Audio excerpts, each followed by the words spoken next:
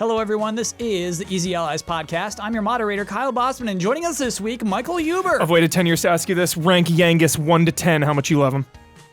6. Ben Moore. Wow. Hi. Brandon Jones. 10 out of 10.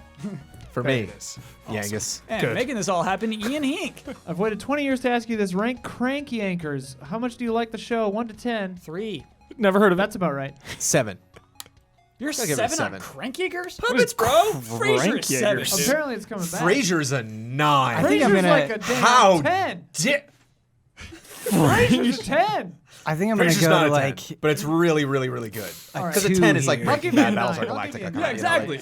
9 Once is you good. once That's you a really 10. start filling in the 10s, Yeah. Frasier is not a 9. Cheers is a 10. Frasier's the 9. That's Cheers how that is a works. 10. I don't know. Let's Frasier's start better this than podcast. this table. I love Cheers. Can we agree that Breaking Bad is a 10? Yes. Yes. 11. Yes. That's where we got to Breaking start. Bad is one of the top 3 11. television shows that ever been made by human beings. We number gotta bring the people back together. Okay. the best. So, begin corrections music, please. I guess I was confused about what Damiani was asking me last week because I got a lot of corrections about Linoon being the Pokemon who is an exclusive new evolution, Obstagoon in Pokemon Sword and Shield. Obstagoon. Obstagoon, yeah. Oh my. He looks like a member of Kiss, and he has his tongue hanging out even, and has stars around his eyes. Oh my. Yeah. Didn't Which one is Kiss he respond to that too? Yes. They're like- At first, I think Gene Simmons was like, Yeah. "This isn't right. I'm suing," and then he was like, "Well, I love Pokemon." Oh. It's like, all right. GTA 3 is on the Rockstar game launcher. Neato. Yeah, neat. Helen of Troy, I believe I said Helena last week. Okay. Lastly, because we're kind of light on corrections, I just want to read this whole comment, which I like a lot. This is from Travis Olendick. I've never really had any heavy disagreements with you guys, but the Terminator arcade light game is awful. I've never had such artificial difficulty in an arcade game, and prize games are built on that. And correction music. I think we got caught up in the hype of the Terminator light gun game. I had a Terminator light gun game on Genesis, and I used the Menacer. Do you remember that, Ben? The Menacer. I didn't have a Menacer. I know what it is. Yeah. But are you talking about the blue gun? It was like gray, maybe. It was just this like big, I like. feel like there was a blue Yeah. It's called the Genesis. Menacer? Genesis Yeah, gun. the Menacer. Okay. And it was this Terminator game, and it's a light gun, like shooting game. I disagree, Kyle. It was cool. What? You think it's good? You think How big of a gap is there between really bad light gun games and really good light gun games? You know what I House mean? of the Dead is very, very good. I Christ. think believe you're that's right. underestimating What? light gun Yeah, games. House of Whoa. the Dead is ridiculous, dude. I think that's where it's we put our entertaining, but it's not like Okay. great. You know, like the script's not. Dude, it's entertaining, man, but the script's not good. The acting's not good. That's the, like, part of part it. of That's the what I know, B-budget that's- horror. That's what I'm saying. But when I think about, what's the cop game? I'm sorry. What's Virtua Cop? Yeah, Virtual Cop's over the top as well. You know, I think of the Aerosmith shooter. That's over the top. Like, what's the serious, dramatic, going for a 10? Lethal Enforcer's 10 out of 10. Time Lethal- Crisis 2 is Lethal a Enforcer's a good legitimately training great mode. game. I remember the training mode in Lethal Enforcer is just fun.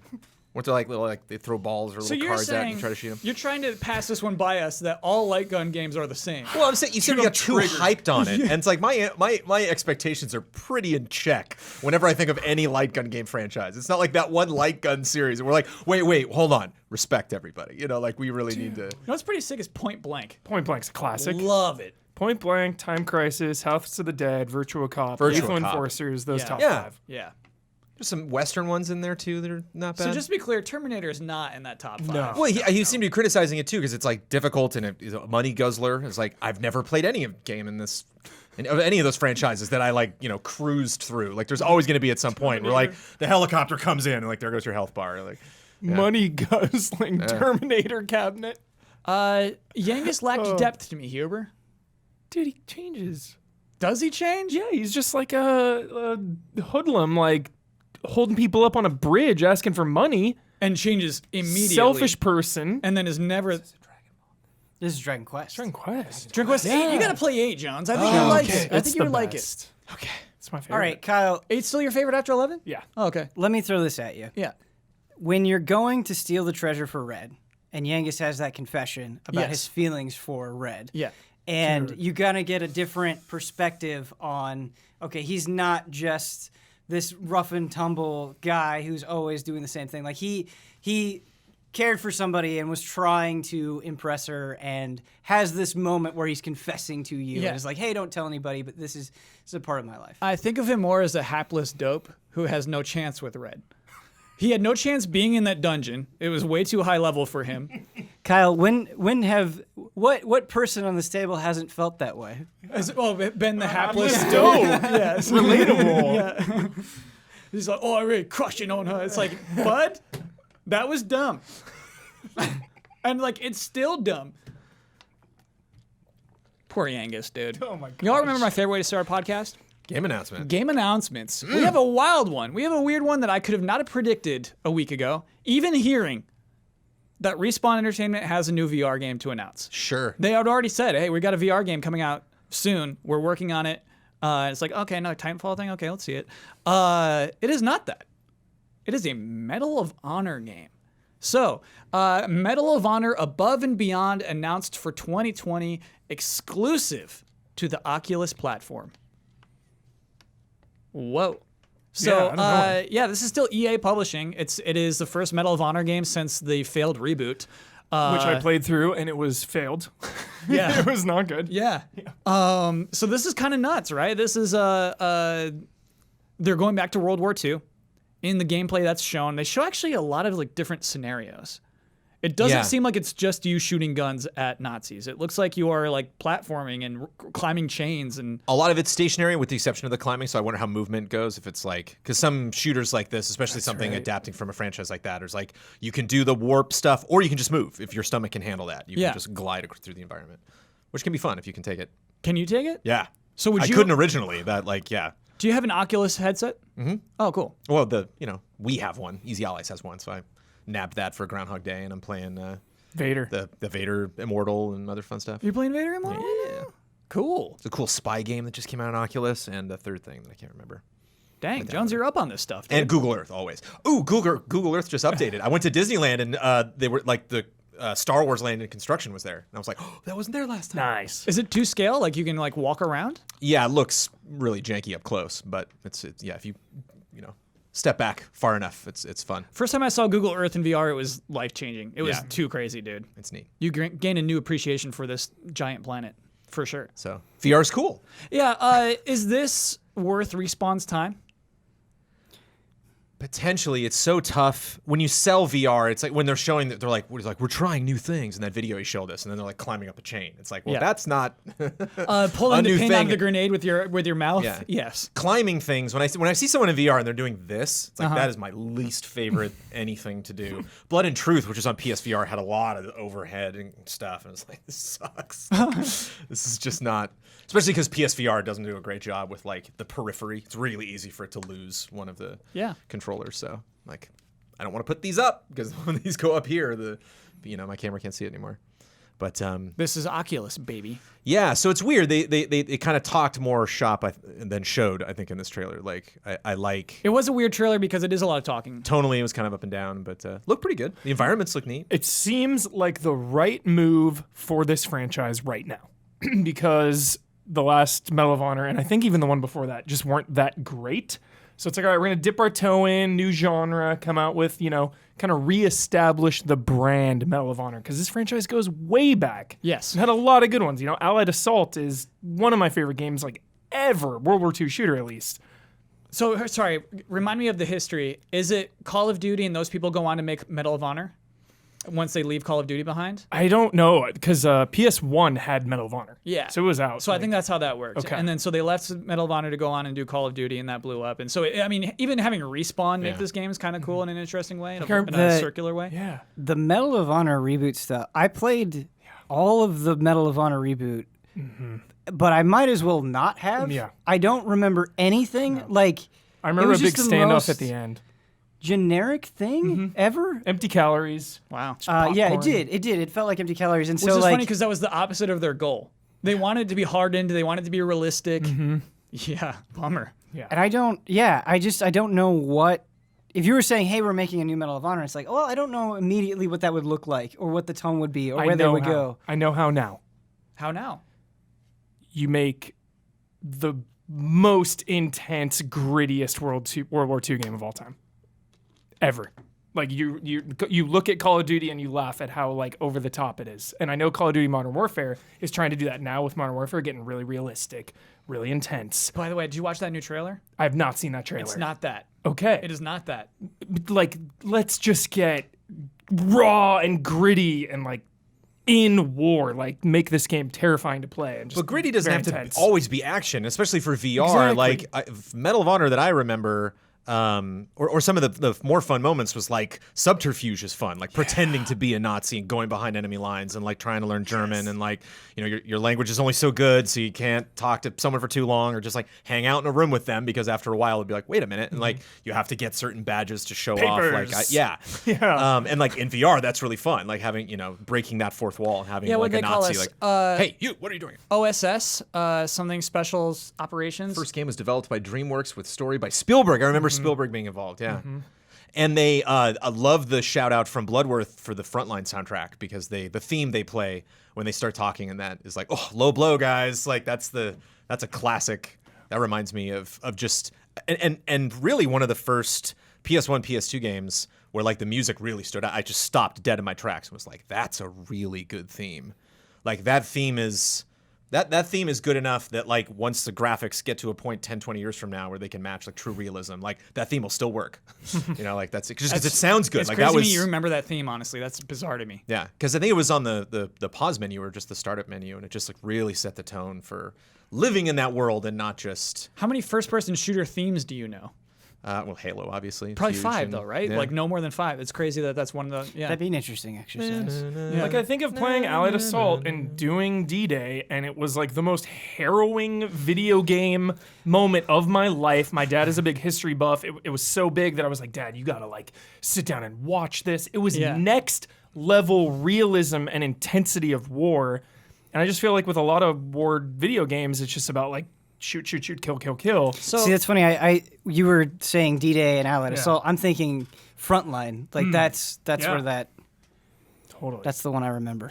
in this trailer for what's called Stand Up, Above and Beyond, the talking heads tell us that they're going for what Huber's talking about, but I don't see it in the VR footage of this video game. a lot of puzzle I stuff. think just the like- way that guy catches the grenade, I can't watch that and be like, oh yeah, man, this is You catch a grenade that's been tossed midair and then toss it over at somebody else. just with the yeah. animation, the way they frame it. It doesn't sell like this is super Yeah. real. Oh, I threw a frying pan at somebody at one point. in the right. trailer, Yes, too. Yes. that's And the probably music? that's a much better example. Yeah. Yes. The music in the beginning was like slapstick style. It was like not goofy, but But you opened that up, Huber. You said this is the right direction for this game right now. I think so. Because do you think it's low stakes on VR?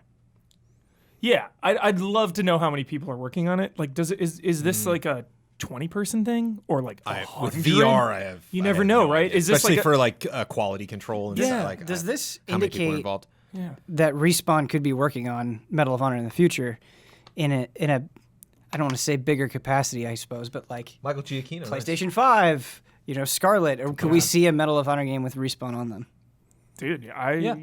But what about like Star Wars? Seems like seems like an Insomniac thing where you're just like, you have this massive franchise and you're just like, we're gonna make more Spider-Man games. We're gonna make more Star Wars games. Well, so half the team is probably trapped on Apex Legends because it blew up as much as it did. I forgot about Apex Legends. They're too, probably yeah. Ben. They're probably trapped there. But to me, it does show that EA is at least hearing people out when they come up with pitches for a Medal of Honor game. Can you tell me who that composer we just looked at was? Michael Giacchino, yeah. He's everywhere. He's definitely the new hotness. He's had like a hell of a last 4 or 5 years. First time I recognized his name was the Star Trek. He wrote the theme to the new Star Trek movies. Oh, cool. And I was like, all right, a new Star Trek theme. And I was like, ooh, that's a good. I like that. And so, Ian, is he the composer of this game or the game that Jones remembered? First one. The first. Yeah. Oh, Medal of Honor 1, not Medal of Honor Frontline, but one. wow, that guy's been around for a Yeah, while. I was like, I didn't realize he'd been around for that long. Just wonder like in this how- last decade, I see him Yeah, everywhere. I think he everywhere. did the new. Well, I think he did the because new Spider-Man theme. I He's think. J.J. Abrams' go-to guy. So Yeah, anything cool. J.J. has, Yeah, he is Giacchino might be prolific. on it. Giving Zimmer a run for his money. I wonder how Medal of Honor 1 holds up. While we do talk about Oculus, I do want to talk about another thing they announced this week. The PS1 game? Dude, Yeah. it's probably so fun. This is cool. This is cool. The sound. That's and not what I was expecting you to say, Kyle. Yeah, me either. What? I remember the sound and the impact of guns and like shooting Nazis was like very intense. I love PS1. I love grody old PS1 games. And you know it's got to be grody, if anything. First person PS1 game, there's no way. Are you talking about hand tracking, Johns? Because I'm talking about hand tracking. So for the Oculus Quest, which is the cable-free... I didn't know it was just the Quest. Yeah, I think it's just for the Quest. The cable-free headset for Oculus. In 2020, developers will be able to develop games that are doing hand tracking for games. So no controllers, you just put your hands out there in free space, and the camera that faces frontward on top of the headset is watching your hands and representing them in the digital world. Probably on the bottom of the headset. Looks like it's on the top. Great The top? news. Yeah, Place your bets. That's odd. it is odd. Corrections? One's hands are generally below one's head. Oh, I mean, the camera can point down. Doesn't I'll look matter. into it. Look into it. Look into it. But anyway, that's like, hey, future tech. It'll maybe be cool. To be honest with you, personally, I'd rather press buttons. You say that. Yeah, It depends on the game. It completely depends on Let's the game. say I'm talking Kyle- about Call of Duty, and I'm pulling a trigger. Yeah, Call of Duty. Something like Gone Home. I don't know. If you're literally just, oh, what's that? Okay, cool. Have you done the Void, Kyle? The VR company? No, the cool Disneyland stuff. Yeah. There's a Well, bunch it's- all it's- over, but It's like in Glendale and some other places. the best part of being a stormtrooper and flicking off all of your friends with nothing in your hands Yeah. is pretty funny. Yeah, I mean, yeah, we'll be able to stick up our middle fingers in real time in video games. The dream. The dream. And they've talked about this for a long time. They've experimented with this, like just everybody that's Yeah. doing VR. But it's cool that a company like Oculus, technically Facebook made the announcement, right? Yes, and in the announcement that I read on Oculus's page, they credited Facebook for getting this tech down. Yeah. Yeah, weird. Okay, it Weird. looks like it has cameras in all four corners. Cool. Sensors. I don't even know if they're really cameras. Sense my hands, please. Brad Ellis hogging that Quest. I'm gonna steal that from him. Our next story is not necessarily. Totally Quest. unnecessary call out. Right? Brad Ellis. You just said you were playing I'm just being Star Wars. Does Brad have it? It's right just now? cool though that I don't. I mean that some games are only on Rift and some games. Who are- has are- our Quest right Brad now? Ellis? As far as I know, I don't think he ever brought it in. I just borrowed the Got it from Judge's PSVR Week. to Do you go think- through Handed Blood and that. Truth. Do you think Brad likes it under the bus? Yeah.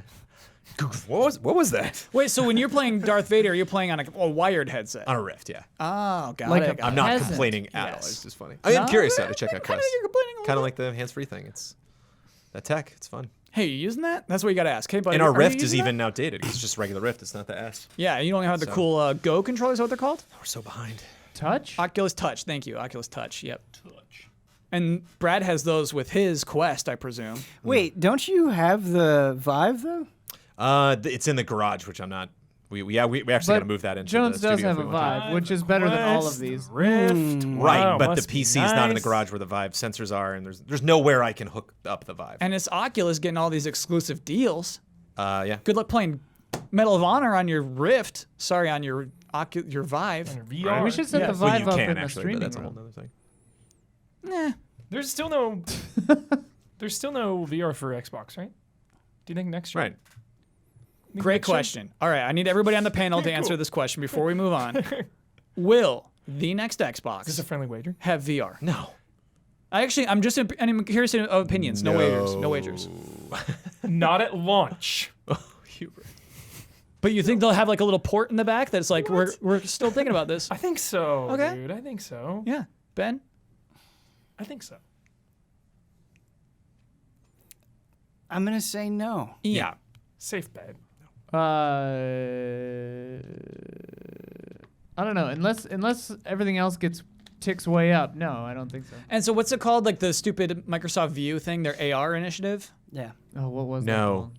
Glass. No, not Glass. Google No, Glass was the. It was called Google Glass. Glass is this thing. Glass is the Hoffman glasses. But called? yeah, HoloLens. HoloLens, right? HoloLens, Which yes. is like done or something. I remember getting an email.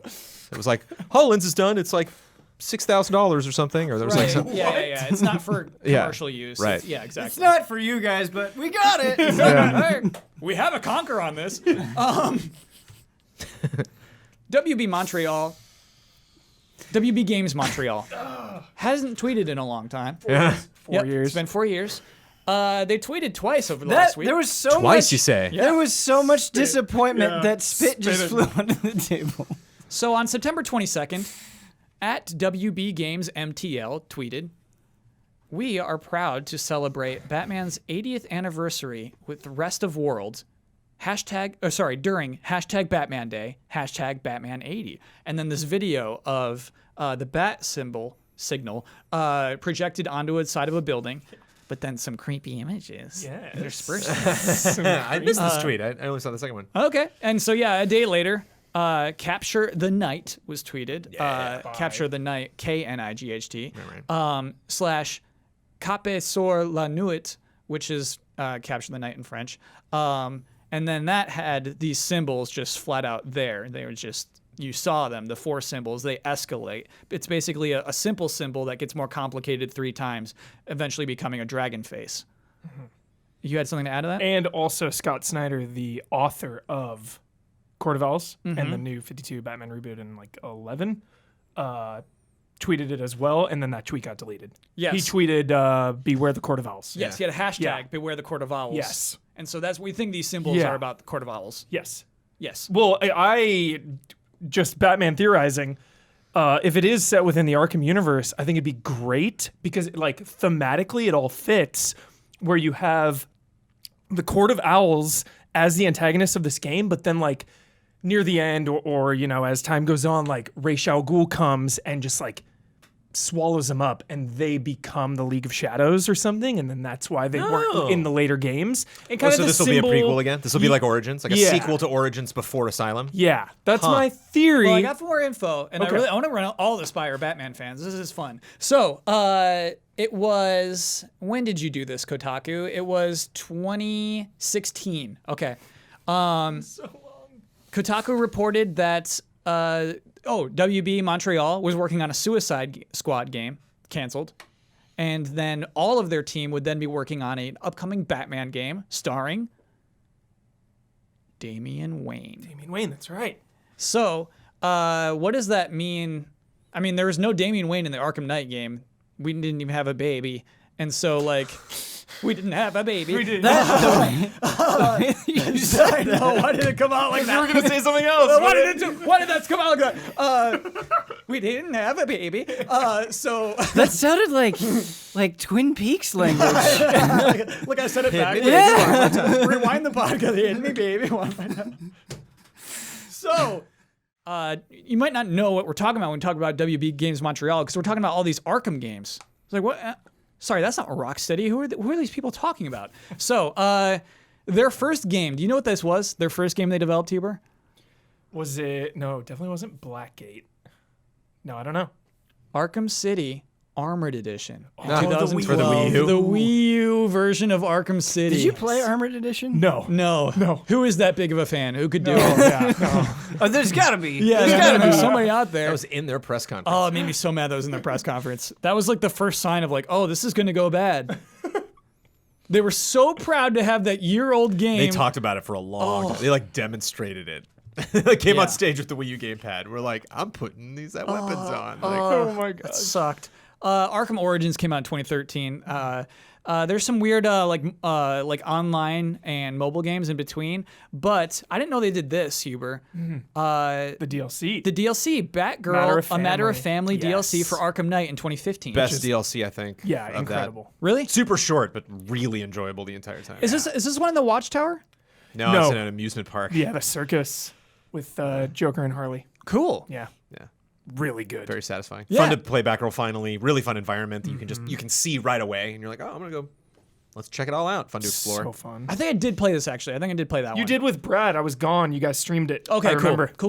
Thank you. Yeah. You said it was Yeah. you were issuing a betrayal. I remember that betrayal very well. Yeah. Because it came out that day and I was out of town or something. So what I think is funny about all of this, I think at that time that was probably the team that is moved on to the next Batman game, while there was this whole other 2016 Suicide Squad team that had their game canceled. It's believed now that all of those people grouped up and are working on the Batman game that is presumably going to be announced soon, was teased on Batman Day, hashtag Batman 80.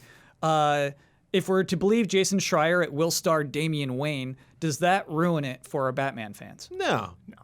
Why? Take it away, Jones.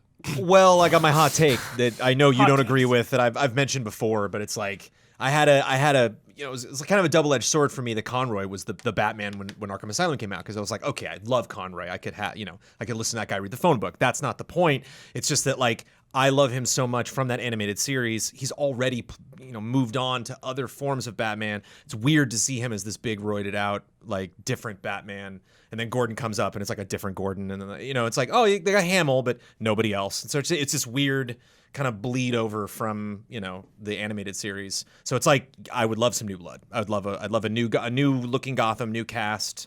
Maybe bring back a couple, like Freeze is still around or somebody like so many years later. Kind of like Beyond vibes almost, where you're like, what happened to everyone? I can certainly guess the fate of some of the villains because we've seen them go in the games.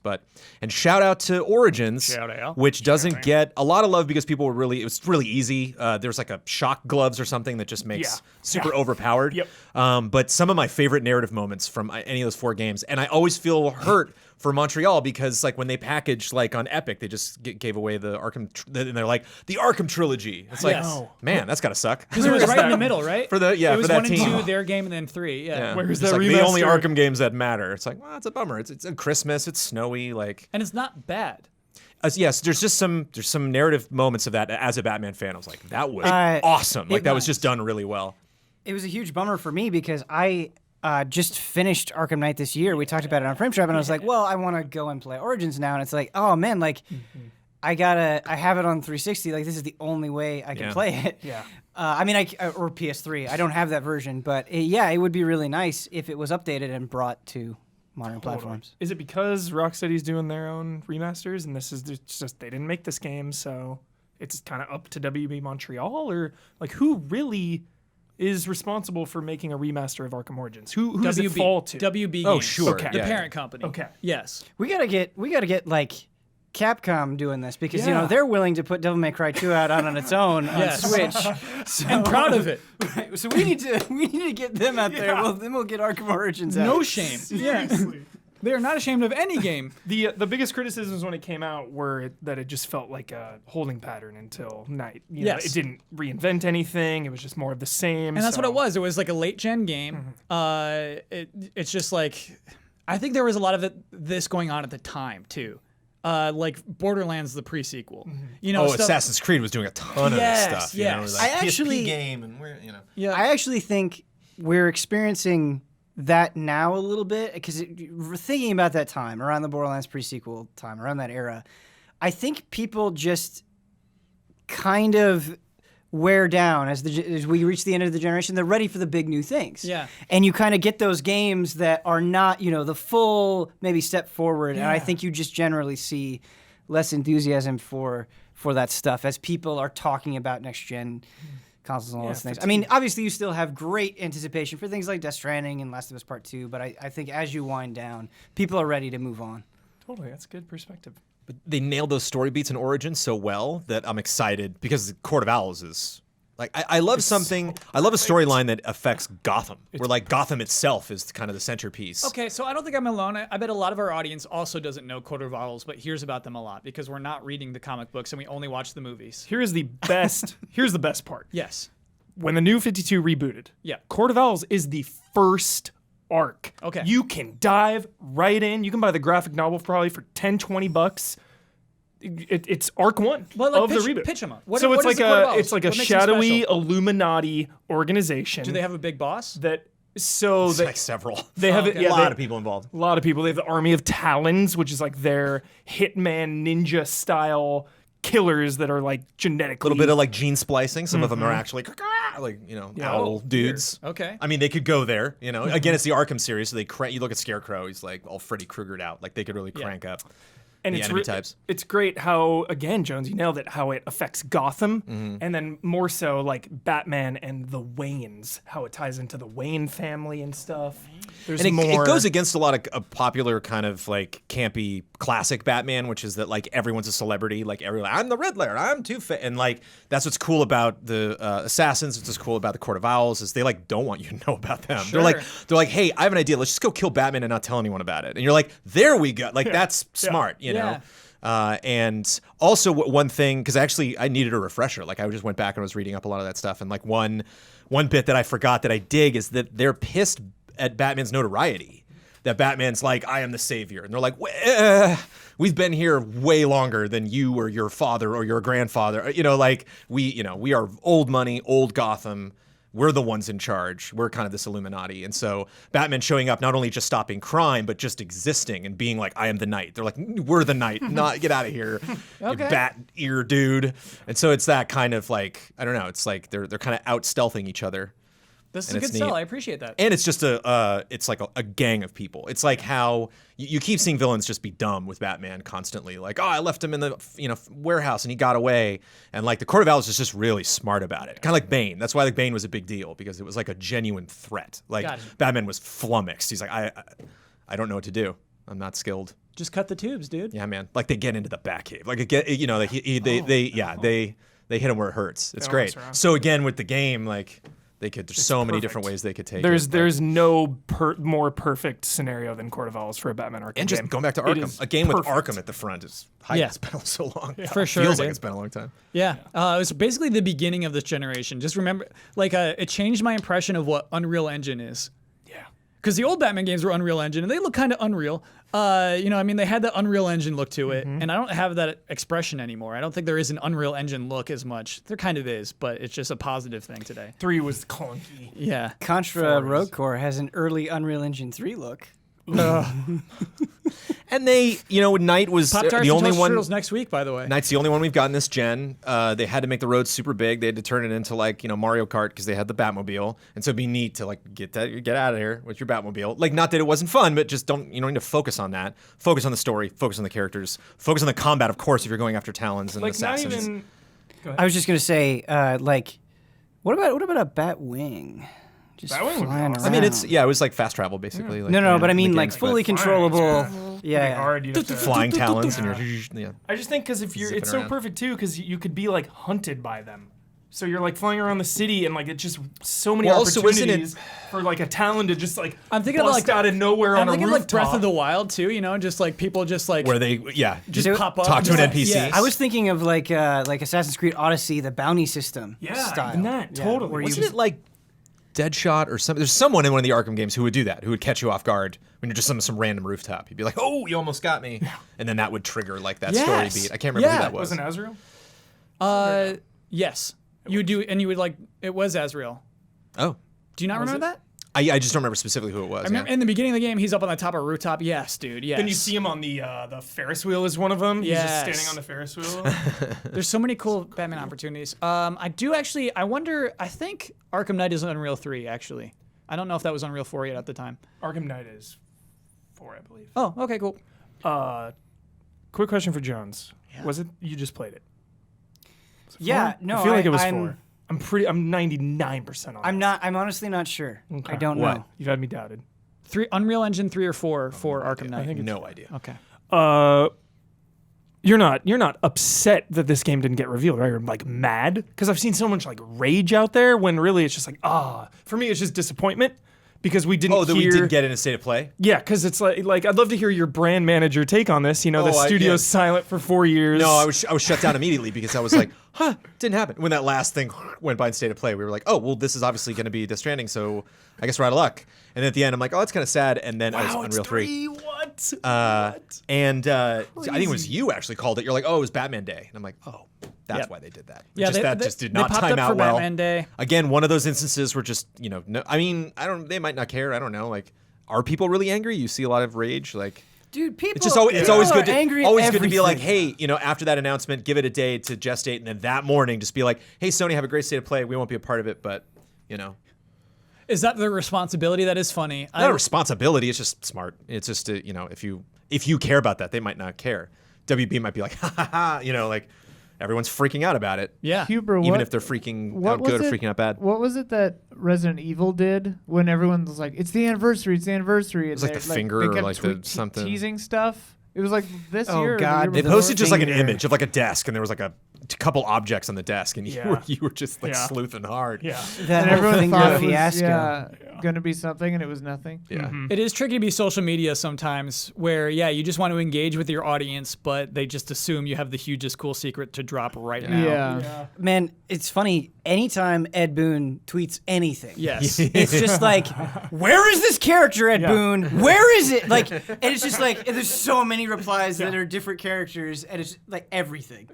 Oh man, so intense. We'll get into that on one of the next topics. Game Awards? Oh, for Batman Game Awards? Who did this? really Somebody, good theory I think it was Miller actually put a poll up, and I voted just some random ass day. It'll be like Thursday. Trailer. Can't take credit for it. Somebody said Game Informer cover. I believe it. Oh, Game Informer cover. It deserves a Game Informer cover. I think it'll get announced before the Game Informer cover though, Got it. Cross-gen? because they deep dive. We'll know it exists, and then they do the cover. Cross-gen. I think it'll be current gen, and then they'll announce a remaster like way later. Yeah. Okay. Double dip. I think that's. I think you're correct. I wonder how much we'll be having of that next year. I mean, like Ghost of Tsushima is like guaranteed that, right? Sure. And it'll be soon. After they announce it, it'll probably be within like 6 months. I think that it'll come. Yeah. comes out. That's a nice little I mean, this surprise is- that I this keep is- forgetting about. This is not going to happen. But I think if they're going to do that, it rubs me the wrong way if we buy these games, especially and then a year later it's like, guys, now look, this is how you were meant to play it all Well, that's along. an interesting problem, Ben, because like that's happening. Yeah. It's not even like a what if they do this? And That is what will be happening. I think it's okay if it happens. It has already happened plenty of times. There are plenty of examples that you can point to. Yeah. But come on, come on, just throw us a bone. If you're gonna do that, dramatically reduce the price or just something, some gesture of goodwill, because I think you're going to reach a point if you're remastering everything and you're remaking everything and you're forcing people to rebuy stuff all the time. I don't think that can work forever. And I think the first company to bend a little bit and show a little bit of generosity will have a huge leg up, especially early on in the generation. If Sony or Microsoft get out there and they're like, look, we can make these games better than when we released them on the PS4, but we're going to help you out. We want you to come into the PS5 and we want you to be excited about it. Like, that gives me so much goodwill. And if Microsoft doesn't, or vice versa, it doesn't matter. I don't know. It would be nice. Totally.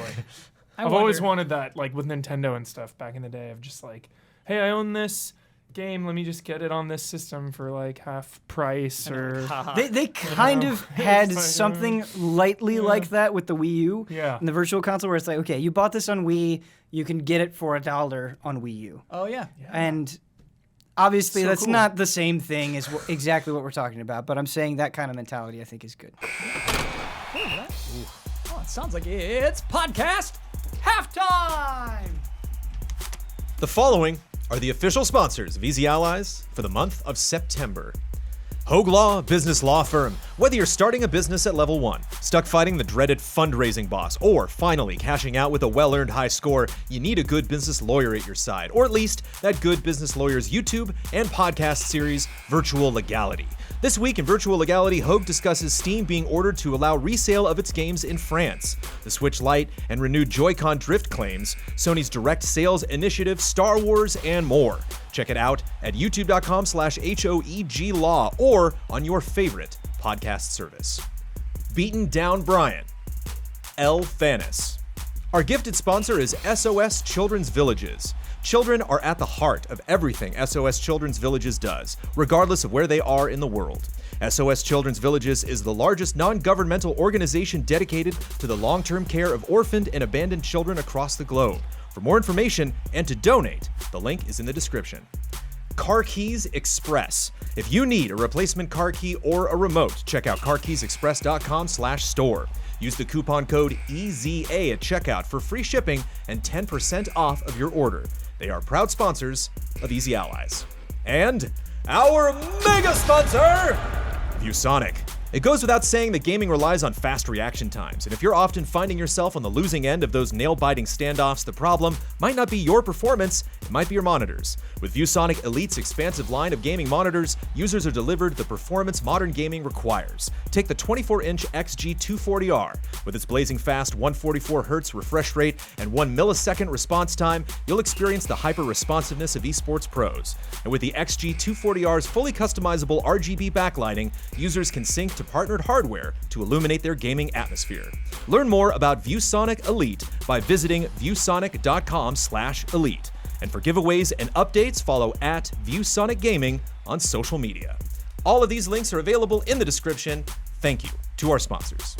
Thank you, sponsors. Jones, do you practice your reads? I don't. I nailed that, though. I feel really confident about that. You did really good. I have botched ViewSonic so hardcore. Yes. I nailed that, and bring in the Oculus Quest, Brad.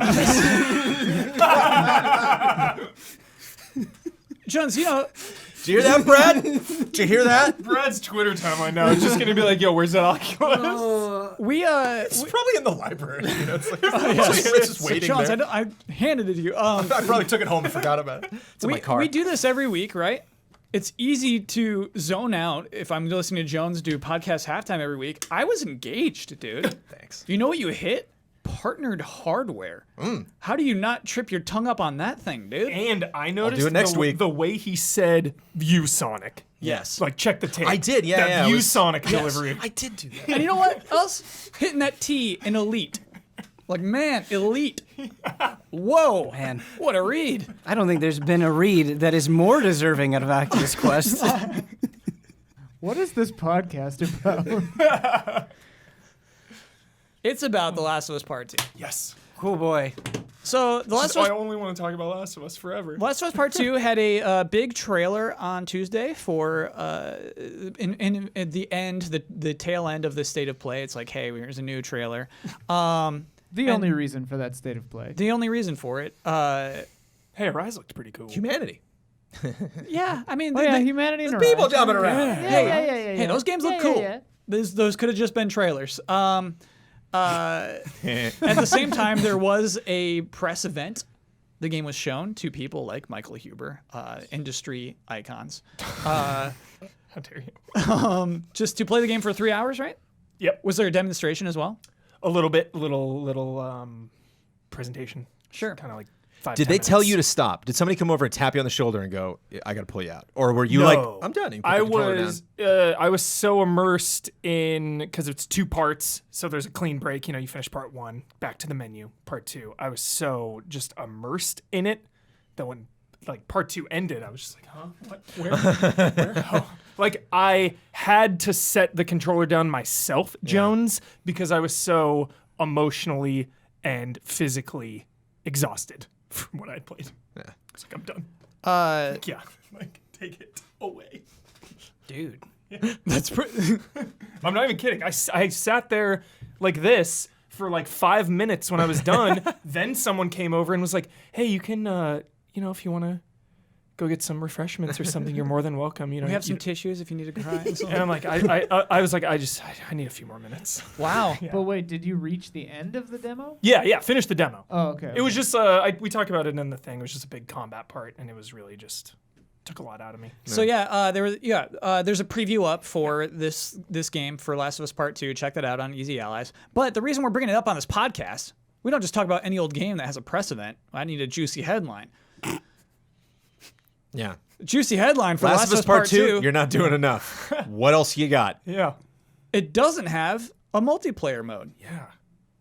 Bummer. So I really liked Polygon's write up on that. Before we dig in, I'm going to basically quote what they wrote because this is so succinct. I like this a lot. Multiplayer will not be included with The Last of Us Part 2, said Anthony Newman, the game's co-creator. I know we had kind of announced it that it would have multiplayer, but as the game has developed, it's become so ambitious, so grand in scope, and so intricate in its complexity that it really required the full focus of the studio to deliver the single-player experience. This is a shift from an interview Polygon did with Newman back at E3 2018 when he said, there is going to be multiplayer with the game. We're really excited to share details about it, but that's going to be at a later date. Aw.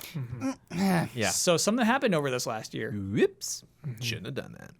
Shouldn't have done that. It's yeah. not too bad, but yeah. I mean, I have plans change all the time for little Easy Allies videos that I'm working on. Yeah. And I sometimes think, oh, it's going to go this way, and then it goes a completely different way because that's what happens. Right.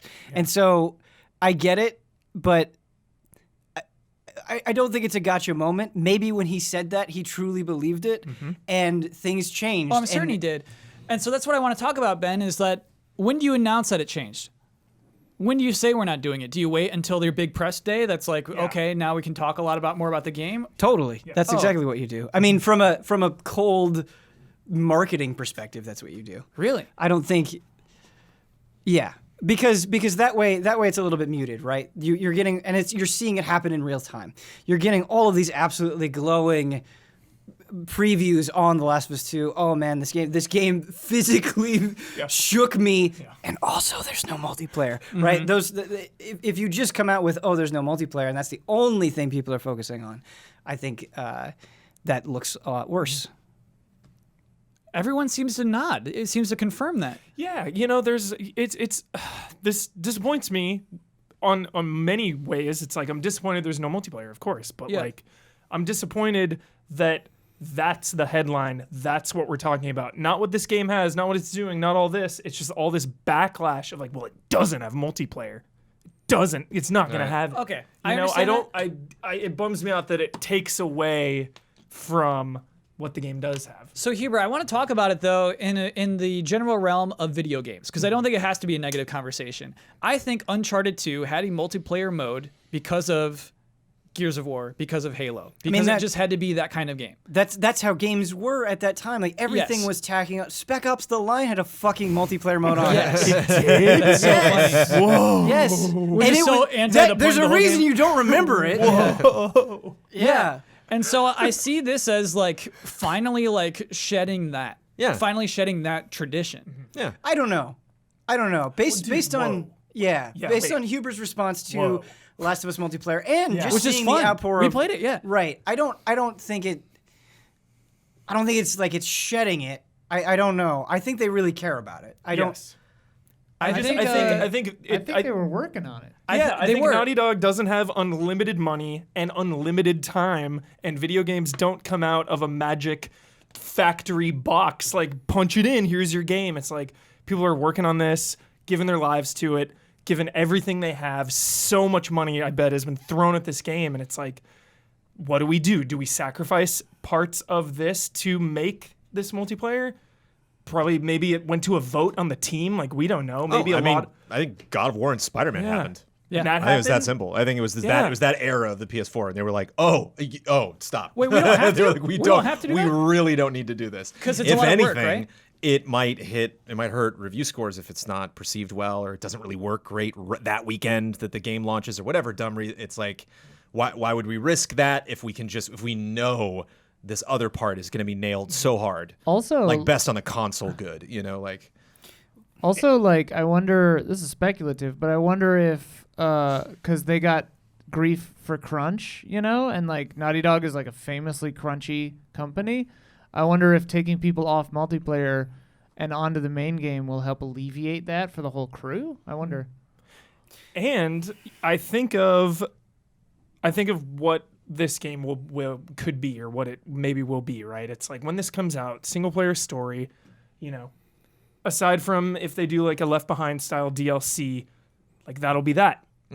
Then maybe do they do a standalone multiplayer release? The Last of Us Factions. This is what I want to get into. In this world we live in, with season Like Metal Gear passes. Survive, same engine, but like a different season passes and all this thing. Like we make this. You could do a battle platform. royale for sure. So we got some facts to back this. Okay.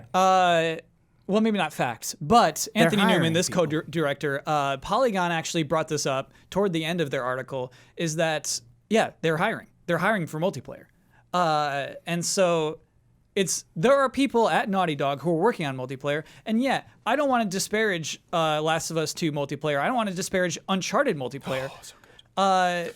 I think they're both unnecessary for those games. Well, I also think we were talking about how like the strategy at the time was put multiplayer in your game. Yeah. That was done to increase interest and longevity. Yes. And I think we're taking a different approach now, where I think in the current era, it's about having big new drops over time.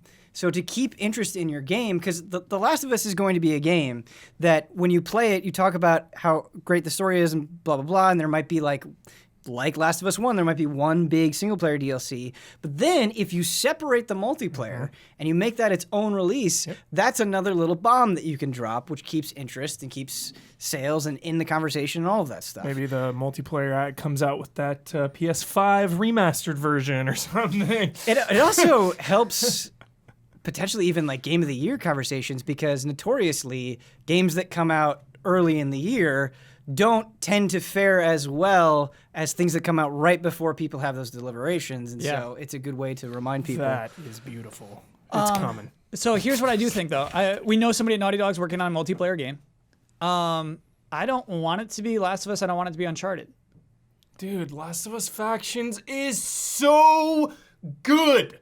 But It is so good. That is why I understand people's disappointment, because the people that love Factions, die hard Factions. I mean, this multiplayer is its own thing, but you can still, like you were saying, you can still be in the Last of Us universe after you've finished your single player campaign. So it's That's the trick, though, is because you brought up a great point with Halo and Uncharted and everything. It's like they added that mode to have a more complete package to compete against games of that time. Whereas like now when you add this mode, you're not competing against other single player action games. You're competing against Anthem. You're competing against Fortnite. You're competing against Multiplayer You're competing only for games. my time. Am I really going to invest in this and stop playing Destiny and stop playing Division and stop playing WoW Classic and stuff? It's like that's kind of the online landscape now. It's just like that's what you're competing. I mean, against. couldn't you make the same case for Red Dead Redemption 2, which had totally. Yeah, this giant single player game, and then you give people enough time to finish it, and then you bring the multiplayer, and then you do update. Like,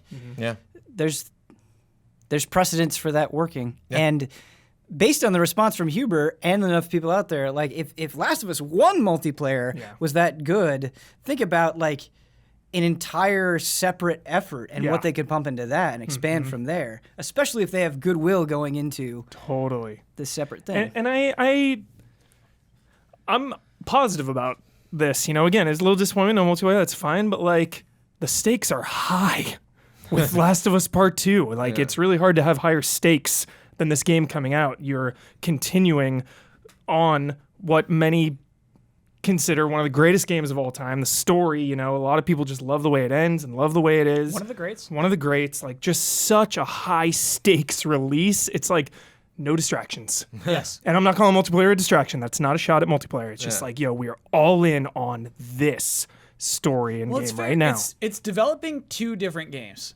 Like I know they share a lot of assets, they share a lot of engines and everything, but designing a multiplayer game is hard work. There's so many, and no matter what, like I believe you, Huber, and I've always been tempted to check it out, and I love the way. For me, it's like about movement more than anything. It's so much fun to move Naughty Dog characters, and so I imagine multiplayer. Uncharted 4 felt so good, vaulting and swinging and jumping and climbing.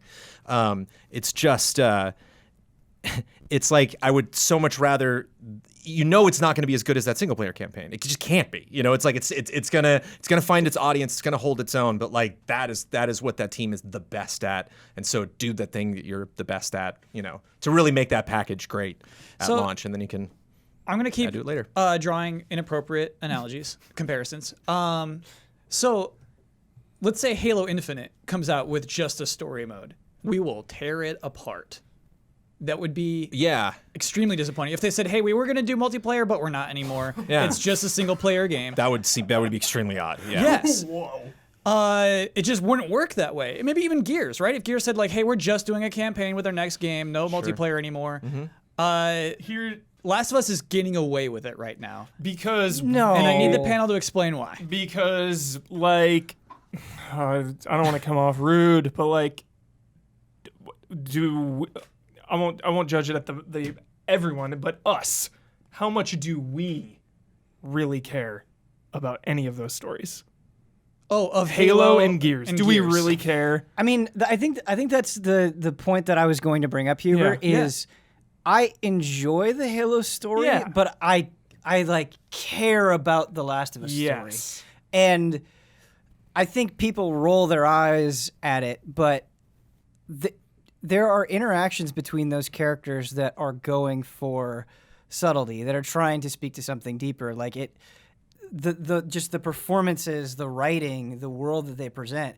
Yeah, it's a different situation. It's apples and oranges. Where like Halo, the sensation for me is like, oh yeah, like I wonder what Master Chief is up to. Like it's just not the questions that I'm asking about Halo are not nearly as deep or introspective. Sure, of course. And that's no disrespect. Again, that's no disrespect to Halo. I enjoy those campaigns. I enjoy it, Yes. but it's not nearly the same. I'm not staying up at night thinking about where is Master Chief gonna go next. You know? I hear you. I'm just not thinking about it. No, it's funny because I guess I wonder why the trailer for Halo Infinite doesn't hit me harder. And you're kind of there, right? Your trailer needs to have more of what makes Halo appealing. You can't do a Last of Us trailer for Halo. It just doesn't work that way. I think they kind of were trying to do a Last of Us trailer for Halo. Right. And they did it by not showing very much of Master Chief. Right. I would say if a Halo trailer doesn't show a cool environment, like the first trailer is better almost. Yeah. The first Halo Infinite trailer is better. If it doesn't show a cool environment, if it doesn't show Master Chief pulling a weapon and throwing a sticky grenade, we have an issue here. And you look at Legacy too, like the legacy of Halo so much is, oh my gosh, like the multiplayer one, the multiplayer. Like, getting us split screen multiplayer, getting us all in the same room, playing multiplayer, playing online, Xbox Live, like same with Gears, Horde mode, Xbox Live, like that's the legacy and the memory. Whereas the memory of Last of Us is like Joel and Ellie's journey, the story. You know what? I think Gears could do a multiplayer only game and receive less flack. Yeah, I think so. I think they could go multiplayer only with their next game. Totally. But they go so hard on that story, don't they? Which is weird because they didn't really. In the advertisements, yes. I've heard this like that. Yeah. If you don't love me now. I've heard that song so many times because that trailer they keep Because you've been running. watching football. Yes. Yeah. Exactly, dude. Yes. Yep. I have no idea what you're talking about. They That's showed fine. this Trailer- one trailer. My dad over and over. even was like, hey, Gears 5? Wow, They got really? him. Huh. Because it's every commercial break during a football game is a Gears 5 You don't commercial. love me now. You Wait, will that's the song they never picked? break the chain. Yeah, that one. It's kind of ironic because it's like if you don't love Gears by now, this Now is for you. and forever. Wow. Yeah, Man, that's sometimes I think the slights toward Gears are not warranted. Conceptually, if you don't love them. Not that there's no reason to. I was but going you where might there was not. someone. But for the months leading up to this moment, they had stressed only multiplayer, and we're like, when are they going to talk about the story? So I realize it's hypocritical of me to say that, but yeah, at least now the sell of Gears of War is its story, and I think that's misplaced. Yeah, and for the record, Brad liked Gears, 5 much more than 4, and told me story-wise, and stuff. heck When I yeah. came into the stream room, he turned to me and he was like, "It's better than 4." I was like, "Oh, cool." Yeah. I don't know if I make time for Gears 5, but feels good. It's in a good place right now. Man, I really like a lot of the world and characters and moments in Halo, but Me too, yeah. I don't think I would go up to somebody and be like, "You have to play Halo for the story." Totally. That's not that's not the frame of mind that I would be in. Whereas, like, if I just hypothetically had a friend and I wanted to get them into The Last of Us, I would want to talk about the end of the game with them. Yeah. Like, I would want them to get to that part just so we could talk about it. Is it because in Gears and Halo you're playing as just these gods I was that are just gonna supposed say to that, kill actually. everyone? There's Yeah, never a threat. Yeah. You're never vulnerable. Well, Master Chief doesn't even have a face. Yeah, Gears and Halo are like the anti-Last of Have we Us. seen it? kind Because- of. If you beat, I mean, you 4, see the young version of him, and yeah, they've teased it. But yeah, it's like the great moments in Halo. I remember Halo 3, like one of my favorite moments of the whole series was I like managed to kill someone in a tank and take the tank and like go into an area that I'd already tried to get through a couple times, and I'm like, oh, I got this tank now, and I finally got past this point, and it was the first time in Halo 3 they started to play the theme, and I was like, oh yes, I'm just rolling in, like, just do it. So like I have a sense of empowerment. This is great. I feel like a god. This is like one of the best moments of this run through of this campaign. Last of Us is like the exact opposite. Like I barely survived that part. I totally thought I was gonna die. Whew, like that was the best part of the game. I don't think most video game studios can pull off a character like Joel. They haven't historically. Yeah. I just don't think they. Geralt comes don't to think mind as they one can of do the it. one of the great characters. I feel like. You know who deserves credit a little bit here too? Troy Baker. Absolutely. sure. He's just a really good actor. Absolutely. He's just so good. Imagine being Troy Baker and being in every game that people are talking about. Yeah. We're going to talk a lot about Death Stranding. Guess who's in that game? We're going to talk about Last of Us Part 2. And in both this, we're going to be like, oh, yeah, he's really good. It's good. Imagine being that talented. I do want to say though, for Halo, I think it couldn't shed either. So I'm saying like, hey, Gears 5, they could do multiplayer only. I don't think there's such thing as a multiplayer only Halo game. That's what's great about Halo. Total package. Yes. I think you could get yes. away with it if you make it like its own small thing. I don't think you could be like Halo 6, it's only multiplayer. I don't think you could do that. Yeah. But I do think you could be like, hey, here's a multiplayer mode Halo some subtitle, and I think you could get away with it. Totally. Sure, that'd be interesting. Remember when God of War added multiplayer? That is wow. Oh yeah, Remember that? Ascension. Yeah, Yes, I know. I yes, totally yes, had forgotten. yes, Yep. yes. That And is 3. like the worst case of the. Didn't 3 have it? No, Ascension. Ascension. Just It Ascension. was just Oh, that's Ascension. right. Oh man, so weird. Even Batman Arkham Origins. Oh, but I had love that. weird multiplayer. Oh, but I love. It was fun. What was Guilty it? We're pleasure. taking it back What'd you around. do? 2 people, Batman and Robin versus the criminals. What? So 3 teams. I did. Oh, Ben, have I never And told you think about this? They disconnected it. That's why we need that Yeah. remaster. But even Ben, that, yeah. What? Yeah. It was. I think it was 3v3v2. Yeah. So you would go, and I think there were like 3 teams. One was Joker's team. One was like Two-Face's team. I can't remember what the third person was. So you could like build up, and then when you hit a meter where it's like, oh, you can go get Joker now. The first person to make it to the door that lit up would run through the door, and Joker would come out, and Joker could run around and shoot dudes. Or you could be Batman and Robin. It would be totally random, and they could grapple to everything and just see the level in a totally different way from the other detective people. mode, like And like up there of my top Arkham memories is seeing 2 real players in real time back to back with their guns out, and me just and having that guy turn around like, where'd my friend go? And I have him like up in the ceiling, and like he can't see me. Like I don't show up on his radar. If he were to look up, it's probably dark. He can't see me up there, and like that was rad. Yeah. And I only played it like a couple times. It's so a shame that you guys didn't as get a to play Batman it fan. together. That That would have Batman been. and Robin. It's like yeah. yeah, you could play Robin. It'd be fun. I'd be I did Robin not. up to I did Dick Grayson. either or- forgot or didn't know It's at all definitely that Dick, yeah. mode existed. That's really cool and crazy. It is now time for Love and Respect.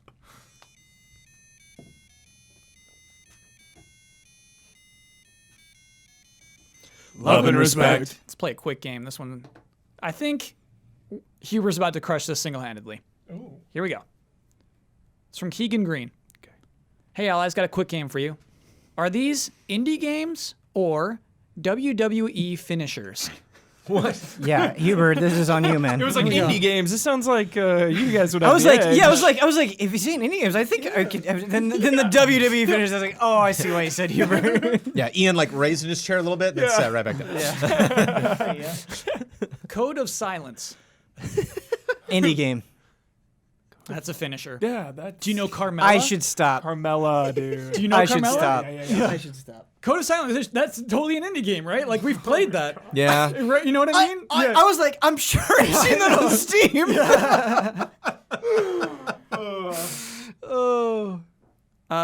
Decay of Logos. That's an indie game. That's an indie game. Oh, Whoa, and you were so sure too.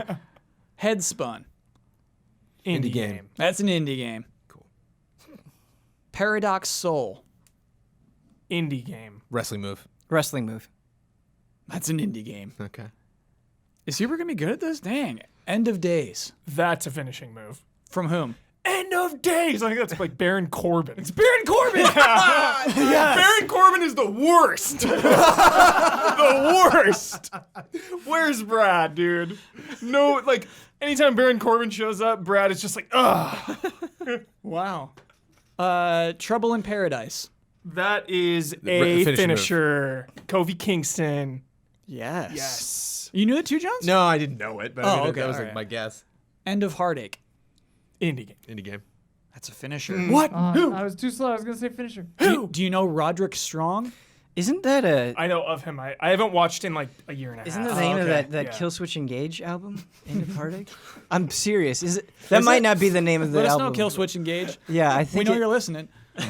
That's it. That's the whole game. Thank Yay. you. Love and respect. Thanks for playing. that does seem to be a Kill Switch Engage album. Nice. You know what? We'll So- take a Phantom point. Ben wins the game. Ben just won the game.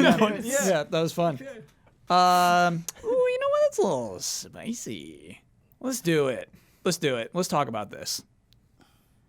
I feel tricked. This is a conversation to be had, but this person knew how to get me in. Hello, allies. Kyle was right. I have been a Zelda fan my whole life and played and beaten all main Zelda games except for the Game Boy ones. I was holding out for a remake of them and was excited for the announcement. I knew that Link's Awakening was good, but I was not expecting it to blow me away with its charm, design, music, etc. It has been a beautiful experience so far, and I can see why Kyle talks about the game the way he does. Yet, I can't help but feel I'm part of the problem. This game was released at a $60 price tag for what is a relatively short game, a remake, and it has frame rate problems that took me out of the game quite a few times. Did I make the right decision in getting this game day one, showing Nintendo that they can put anything out, Zelda out, and people will buy it? Will be there to buy it no matter what, or should I have waited? Love and respect, Will English. Did you buy Hyrule Heroes day one? Hyrule Warriors. Hyrule Warriors. I think I did. You know? I think I did. I think this still qualifies. I think I me. did, and I don't regret it. My argument is that this still feels like a mainline Zelda game. It's not. It's not a spin-off Breath to of me. the Wild is a mainline Zelda game. This to me. That thing was the same price. Yeah, I get that. Okay, Great, good comparison. all right. A little interesting. Good comparison. That's an Can you interesting like comparison. reread the first part of what this guy said? Where Kyle he was right. Gladly. Yeah, Kyle yeah. was right. Thank you. Oh, but you mean when he talks about the etc., the charm, the design, and the music. Right. Yeah. That whole first part of the love and respect question was like, and I've been in the room when you've talked about Link's Awakening. I know you talk about it. Yeah. And part of that is you bring it to the Hall of Greats, where you're like, this is an incredible game that people should experience. There's so much merit here. There's so many different ways in which there is merit to this game. Yeah. This person basically admits that. They say that they're having all of that, and then they're like, it's almost like they're overthinking it. Like, are you enjoying the game tremendously or aren't you? I think if you're enjoying the game tremendously to the point where you can back up what Kyle is saying for it being one of the great games, and I feel like you're letting things that it's like you want them to bother you more than they are. Like, did you pay $60 for it and you're having a great time, but you're just mad that you paid $60? Like, you're just thinking about it too much? Like, and I'm playing it right now, and the frame rate problems are definitely there. They're definitely worth calling out, but they don't ruin a great game. It's not that bad. And so, I don't know. I think it's this person trying to feel guilty for having a great time is what it reads like to me. Also, don't feel guilty for being a mega fan. It's like that's why these games are made. Like that's why, that's the audience. Like that's the that's the way they want you to feel. And the notion of like, well, this many hours, this much money. It's like there's an intangible like quality metric too. $60 for $60 for 100 hours of mediocrity, or $60 for 20 hours of one of the greats. I think $60 for 8 great hours, and everybody's line is going to be different, right? Everybody's financial situation is going to be different. So you can't speak for other people. But in my opinion, I agree with Huber that if you start thinking like it has to be this long, that's not taking into account quality and what's there and how it's going to make you feel. I would say though, and sorry, Ian, we'll get straight back to you. When I do look at this as opposed to Breath of the Wild, it's of lower quality. It's a less of adventure. I would tell anybody, if you have $60, go put it toward Breath of the Wild immediately. And so which is still probably about $50, by the way. Yeah. Probably still 60. Right. Yeah, Yeah, it's probably still full price. This is where it gets really. That is weird. That is weird that Breath of the Wild is like 80 hours of even better, more Zelda, versus this, and it's the same price. That's a little weird. Yeah, Ian, what's your I take get on that. it? My take was kind of in response to what you guys were saying about how this person seems like they feel bad for liking it. I think that their stance is kind of like, I should have voted with my wallet kind of a thing. Like, not to equate voting with your wallet with like review bombing, but I think it's like the same kind of thing where it's like, it's an act of protest to not buy the thing you want to buy because it has frame rate issues to like make them fix the frame rate issues. I think that was kind of what this person was saying is like, should I have voted with my wallet to force Nintendo to not put out flawed, because I mean, this game having frame rate issues, it's a Nintendo product on a Nintendo console, like obviously made by whoever, but like that should never, ever, ever happen. And like it's kind of a bummer. I'm playing through it for the first time ever, and I mean I'm loving every second of it, except for a few things are a little like, oh yeah, this is an old game. But the frame rate surprised me. But I mean, I think if people just like whine about it on Twitter, they'll probably hopefully fix it. Is the Damiani frame said it rate was a code problem, not a graphics problem? Is the frame rate bad docked and undocked? Yes. Got it.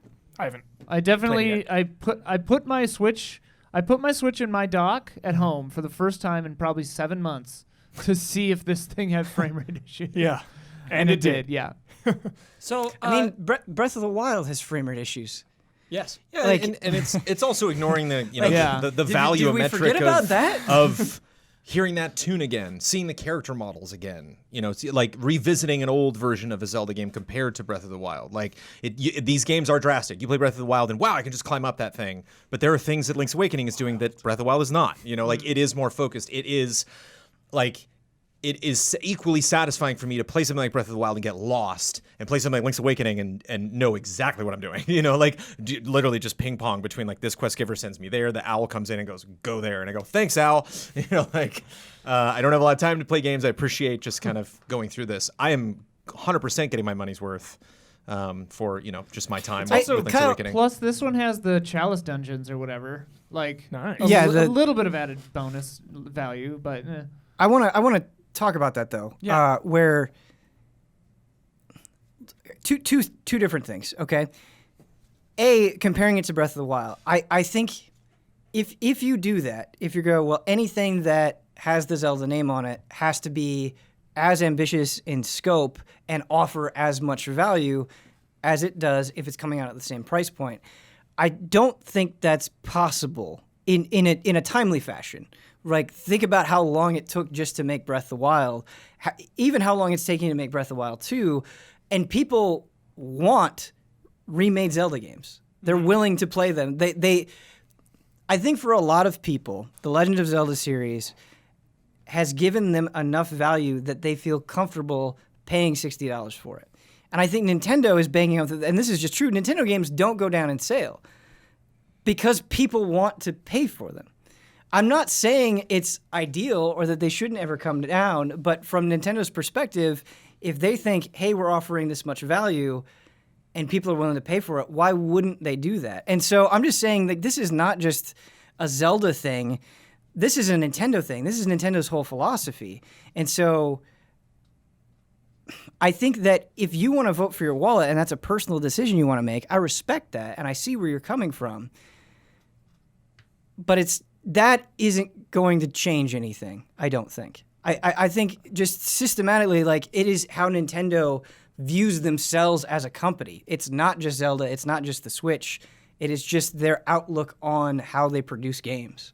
Well, and two other things come to my mind, too. And this came up recently. I saw some people on Twitter talking about it with Untitled Goose Game or whatever.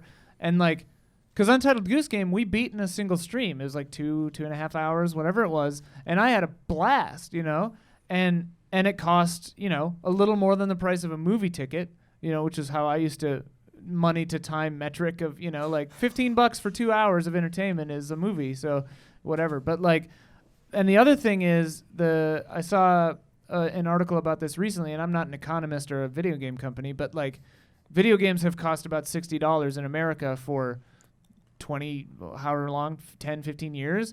And, like, that hasn't gone up with inflation. That hasn't changed at all. And, like, I saw one article that was saying, like, hey, if the price of video games had gone up commensurately, they would cost, like, $90 now. So, like, in a weird way, Breath of the Wild should have cost $90 and Link's Awakening should cost $60. Obviously, I'm not saying that should happen. But, like, yeah, we're in a funny time, and that's why games, that's why companies find other metrics of making money, like microtransactions and stuff. And Nintendo's strategy is in part to just never put their games on discount. I'm But nervous for who makes that first move next gen. Right. $70. 70, yeah. I don't think- it's happening. Like Well, Canada, yeah, the collector's Canada's paying editions for and it. whatever. And Well, yeah, other countries. I mean, Yeah. God, there are versions that are up there that you can buy. Australia has to pay like 80, 90, 100 for games, right? It's crazy. Kyle, I want to get your opinion on this though, because sure. this Link's Awakening thing, I am torn on it, and I think it's an interesting discussion to have.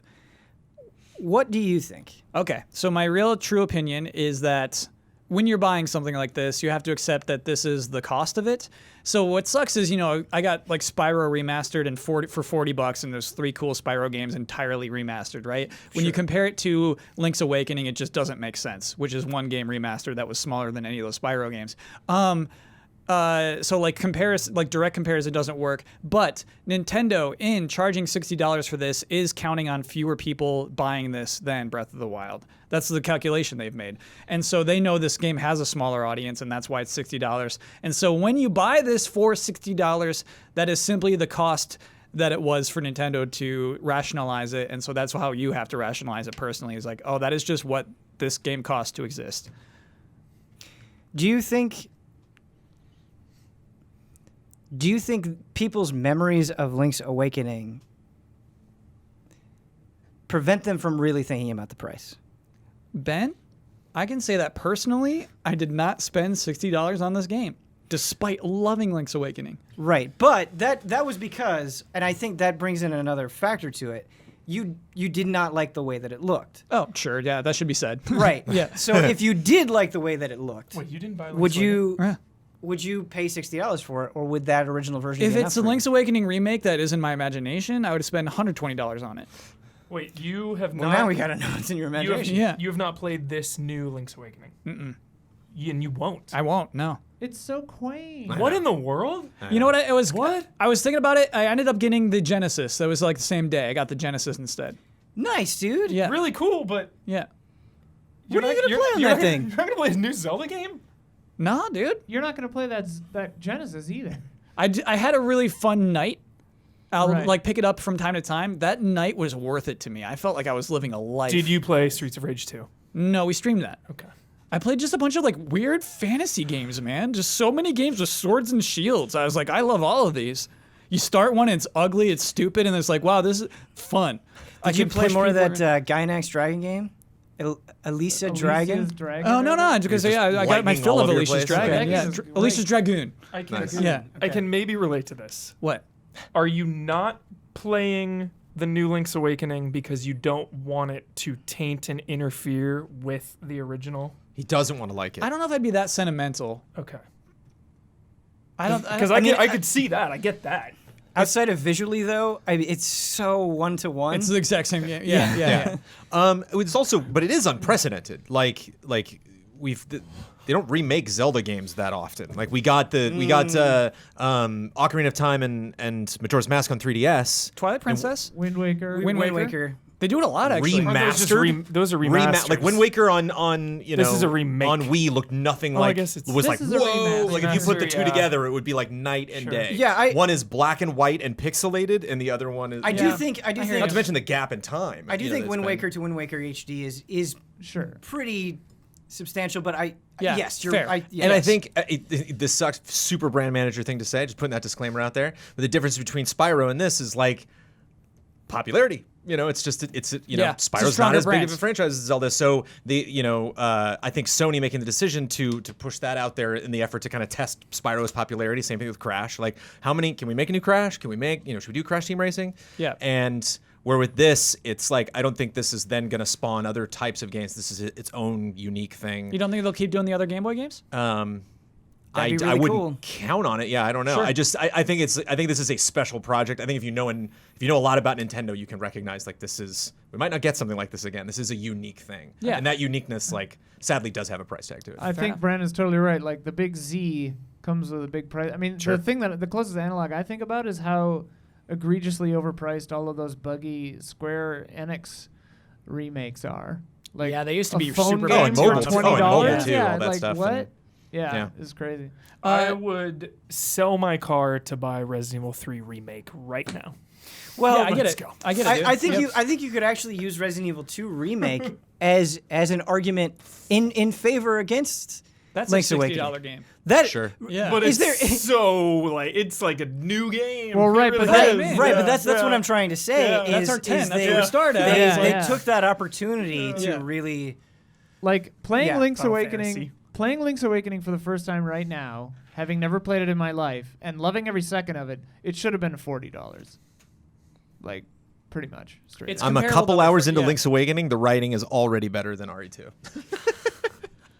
I have one more that we have to get through really quickly, and this is just for selfish reasons. I just want to say, even though I don't agree necessarily with that person, I think that was an Yeah. interesting question. Oh, it was, totally. It was a Love that. question that was.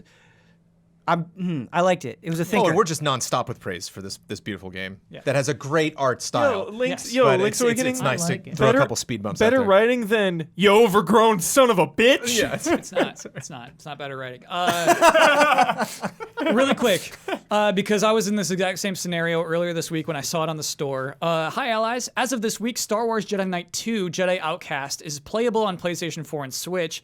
I've never played this game before, and honestly, it looks a little bit dated and janky. Okay. Especially in comparison to Fallen Order. I know how some of you are big fans, and I like your opinions, so tell me. Why should I give this game a shot? Thanks, Space Dom. And by the way, it's like $10. It's I can like $11. speak to this directly. Yes. Okay, so I really enjoyed, especially the multiplayer, Jedi Outcast in my younger years when it originally came out on PC. Yeah. And ever since then, I've always held the game in really high regard. I spent the $9.99 on Switch. Yeah. That game may not hold up as well as I want it to. Oh, this took a turn. I think in particular the shooting, which is what you're doing in the beginning of the game, Yeah. is really rough, and it does not. Yeah, go ahead. I was gonna ask because that weird era of PC gaming and like console ports, like I think of Half-Life and Max Payne and Mafia and Deus Ex being the stripped down versions Right. when PC gaming was like so far ahead of consoles. Right. Is this remaster of the console version? Like if I go play the original Jedi Outcast on PC, Yeah, I think will I that's- run into these? I think that's issues. that's a really good point. I think the only sensation that I am trying to describe, and that's super fair to bring up. I'd have to go and boot up Jedi Outcast on PC to compare and see like, oh, the PC version's still good. But I was just like, oh man, I loved this game. Spent $10 on it, and I was like, oh, this is a little rough. This has not aged as well, and there could be a lot of things going into that. But that was my just very quick knee-jerk that. reaction to it. Takeaway. I think I'm Yeah. waiting for 2 then.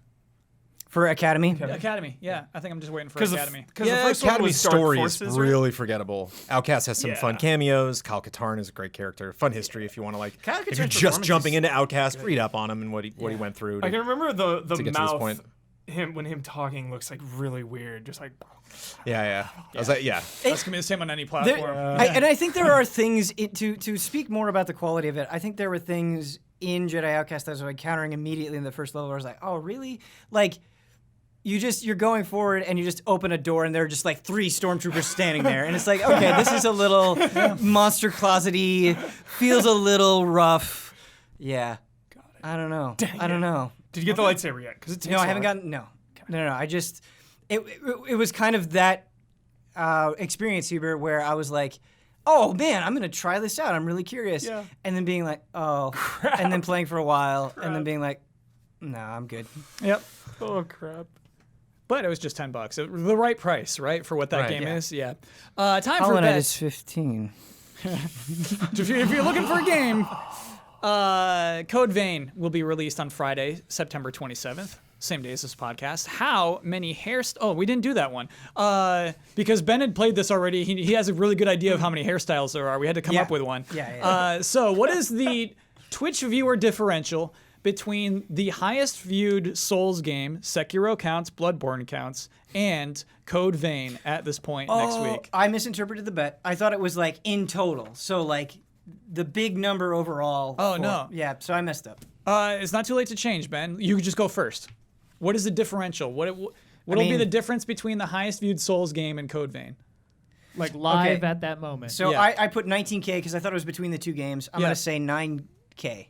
Okay, 9K is a differential, plus or minus. Plus, so like more for It'll Code have. Vein. Okay. Yeah. Okay. Jonesy. Souls up by 500. Okay. Souls is on top. Ahead by Whoa. 500 viewers. Code Vein up by 1,092. Code Vein up by 25. Man, I thought I had the low bet. Code Vein up by 7K. All right, let me lock that in. So I have a question. If it's Souls by anything, does Jones just win because he's the only one who said Souls? Yep. Oh, yeah. That, We have done that traditionally. Okay, cool. We'll just do that, I guess. Take it. Neato. Take it, Jones. Take it. Last week's bet was about the state of play that was coming up. I was feeling confident that The Last of Us Part 2 would have a release date by the end, so we bet on the release date. Jones, you bet February 26th. Blood bet March 17th. Damiani bet May 5th. I bet February 14th. Ian did not feel confident there would be a release date and said none. The actual release date for The Last of Us Part 2 is February 21st, February 2020. 2020. Start the countdown. Start it now. Start it. Huber, would you have said Friday? Friday. I was just feeling that this is a Friday release. Oh. So- All the rumors were the 14th, so I would have said I probably would have said 14th. Oh, Honestly, okay. I think Jones would have taken it. Yep, and Jones, he did in fact take it. He did not believe it's a Friday, but he was merely 5 days off. Jones, you win that bet, baby. That brings our score to Scrappy Little Pigs 21. Gorgeous Gorillas 19. This just in. We have an update. We have finish the podcast. an easy update? We have an easy update for everyone at Forgot home. about that. Yep. Finish the podcast. We finished rolling. Turn on my phone as I do. Take airplane mode off. Check Twitter. Check out this tweet straight from Naughty Dog. Huber, you ready for this? I'm ready. The prognosticator, Michael Huber. Here's what Naughty Dog had to say. I don't even know what that word means. We wanted to address multiplayer in The Last of Us Part 2. As we've stated, the single-player campaign is far and away the most ambitious project Naughty Dog has ever undertaken. Likewise, as development began on the evolution of our factions mode from The Last of Us Part 1, the vision of the team grew beyond an additional mode that could be included with our enormous single-player campaign. Wanting to support both visions, we made the difficult choice that The Last of Us Part 2 would not include an online mode. But that's not the end of the tweet, is it?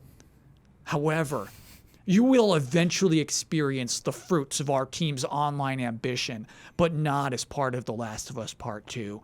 When and where it will be realized is still to be determined. But rest assured, we are as big a fan of factions as the rest of our online community and are excited to share more when it's ready. Naughty Dog. Heck yeah. I'm disappointed you left out the hashtag. Court of Owls. Hashtag beware the Court of Owls. Yeah. And they deleted that one. Okay, so yeah, just super quick, just wanted to address it so that you can't write that comment. I know you were sweating. You were so ready to say, oh, wait, I know something they don't know. No, we know now. We know it. Huber was totally right. Do you think somebody, because this is probably coming in at the very end of the show, do you think somebody will have already written in a correction Yes. and now Oh, of is course. seeing this? I bet they feel so foolish. Oh, I bet you feel so foolish, don't you? What did you Welcome do? to the new spiteful version of the Easy Allies podcast. Conspiracy theory. Kyle knew about this and Now a waited Thursday. to do I the wanted you to addendum. write that comment. Leaner, meaner. Jones, thank you for adding this into the edit. Appreciate it, bud. Let me tell you a little bit about patreon.com/easyallies. That would be the website you would go to if you want to learn more about the Easy Allies and the types of shows that we make or just things that we do, because it's not all shows, it's streams. Sometimes reviews and previews. Just like we have a preview for The Last of Us Part 2. Like, it's there, it's online. So yeah, check out Patreon also for incentives, like people who give us $5 or more per month get this very podcast 2 days early. They get it on Fridays as opposed to Sundays. You got me there, Ian. Is it the top can? Is that what you switched to? And so yeah. I was hoping you'd give it a peek. Okay, hey everybody. We have a camera above us now because new show in development, occasional board game show, needed some above the table cam. You know what also uses that though is Don's Design Lab. Anyway, lots of shows use the above the desk cam now. Two. I gotta get like a crane, like a moving crane shot. It'd be really Yes. cool If we want to for- buy a crane, I'd love that. How much? for like you were just lo- coming into the shot via crane. Yeah. I think would be very good. Like he's got intro music too. Yeah. Yeah. Today I want to talk about Last of Us. He's just like flying through It's the just air. lowered in, and it never works quite right. You get stuck. Jones, you won the bet.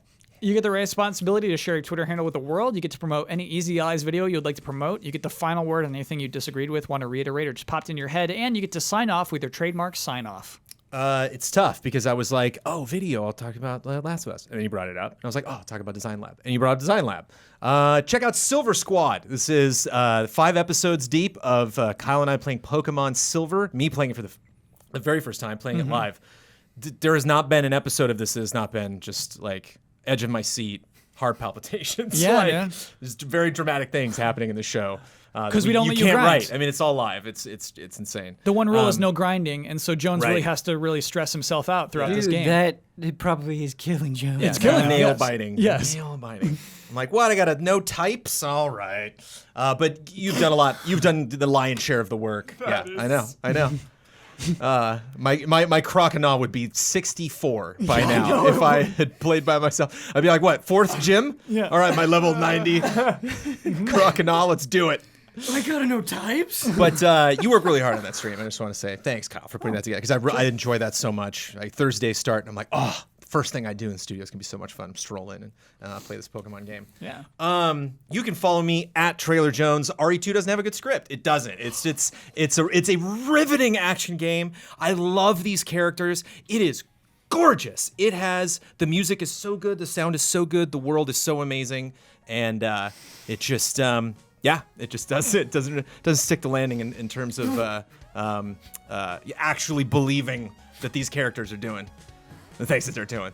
Sadly, but it really doesn't need it. I finished that playthrough and I'm like, I'm good. I really enjoyed this. I'll play this a second and I'll play it a third time. So nothing wrong with that. Cheers.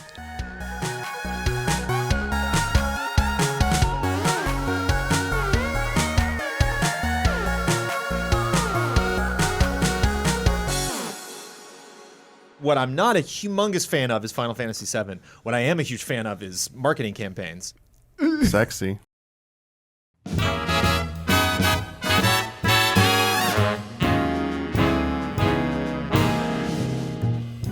The Easy Allies would like to thank our Patreon podcast producers. We apologize in advance for all the ally names we are about to misspell and mispronounce. View Sonic, Beaten Down Brian, Car Keys Express, El Thanis, Hogue Law, SOS Children's Villages, Rob Bob Will, Alex AI, Greg Kettering, Accounts Payable, Caleb Crawford, OM Hochstetler, Nick, Walker Hope, Will Schmuck, Mark Dalga, Bradley Spees, Jay Shee, Paolo Costabel, Jake Musser, Richard G. Flowers, Dave Red, Zachary Wingate, Jan Tyson, Ken Layer, Corey Jackson, Professor Metal Gear, Dan Sebring, Michael Bisegli, Andrew Reif, Sigma, Tim O'Keefe, Ethan R.C., Mick Roper, Robert Stoffel, Hayden Hargraves, Valmar, Damnable Nook, Anti-Ataraxia, Ali Cat, Happy Gaming, Blue Water, Blue Sky, Daniel Portillo, Chum Nguyen, Miguel Rivas, Discarded Digit, Thomas Wigginton Jr., Neil Bruce, Matthew Pauling, Gino A. Leet, Blue, James Vitt, Jason A. Sackle, Luke Bennett, Candy Coated Thorns, Jenny Markula, G. Levin, G. Ken, Stephen Thomason, Yasser Kerbushi, Hitman 47, Ryan Anderson, Marcel Giru 17 Frolik, Samsa Stormbomb, S. Snake 24, Niz Klojgard, Netzak, Rack, John Burns, Samuel Justice, Brad Lohman, DRD 7 of 14, Brad Grenz, Todd Yurkovic, Joe Burns, Sam Handrick, Andy Drew, Rickster EXE, Lars Berger, Jordan Kirk, Steve Fallon, Stephen Last, HMS May Cry, The Banana Forklift Killer, Joachim Morovuo, Mango, Calvin Hartanto, Marcel Markov, David Wen, Jesper Lawson, Oni Blackmage, Matthew Holcomb, Daryl Schramm, Roy Sung, Catherine Lai, Gary James, John Santoro, Neuromod, Robert Crouch, Jesse Blue, Kit Snow, Mikhail Aniel, Ritz 1906, Jeffrey Ruchtenwald, Noah Weinstein, Rainier Dennis Bautista, Wavering Radiant, V8 Dave, Eric Gustafson, Paul Sway, Christian Hundorf, Tony Knox, Isun Chor, Forrest, Caleb Ledoux, Mike Hook 1, Vilar, Mauricio Fuentes, Christopher Spacito, Ian Ladarzik, Brian Foster, The Classiest Hobo, Madman Kevin, Zintrax, Corey Landega, Unlucky Irish, Modrin, Pooh Strongbeard, Ganzak 9, Paul Bishop, Travis Miosi, Carl Williams, Jake in Japan, Brandon White, Sneaky Gato, Sean Mackey, Gabriel Aberg, Morpheus, David Halverson, Reed Johnson, Joe Rutsky, Nergal 131, Manuel Thomas, Migaz, Adam Sharonbrock, Not Jack, Kurzistav Rogowski, Volker Bach, James Vest, Allison Burt, Bjarnar Haraldsvik, Blake Bonsack, Sean Day Almeida, Thomas Blaze Forreshow, Cisco Ace Jackson Garcia, Daniel Mogo Sanchez, Trizak, Andreas Risberg, Wouter DeHaze, Matthew Holmes, ZK, Eric Maynard, Jose Carlos Madrigal, Fabian Winkler, General Piet, Leon Keys, Raymond Lee, Clay Roberts, JC3, Adam Lindsay, Jojo Denko, Faraz Rizvi, Jared Wheeler, Jeff Easton, Fallen 201, Zoostic, Don Turner, Masuki 211, Alexander Zirianov, Aaron Kirk, Jesse Fish, Paul Nolson, Jason Joint, Edison S. Prada Jr., Feber Gundam, Sarah Wampler, Dimitri Zetas, Travis Ing, Ahmad Al-Rashed, Butt Puddin, Tuttle, Furious Action Gamer, Jonathan and Amy Alconis, Stuart Siddall, Michael Schreiber, Mac Reed, Haley Hill, Andrew Stoke, Evan Eng, Joshua Vanswall, Kyle Quintero, Wobes, Sebastian Trier, Aurelien Grenier, Michael Pliskin, Bonnie and Jason Connor, BBC Chan, Wenbo Shan, Stephen Walther, Kevin Campisano, Diggles, XWF Outlaw, Circean Studios, Ibrahim Sozer, Jack Cullen, Momo Rashid, W. Crusher,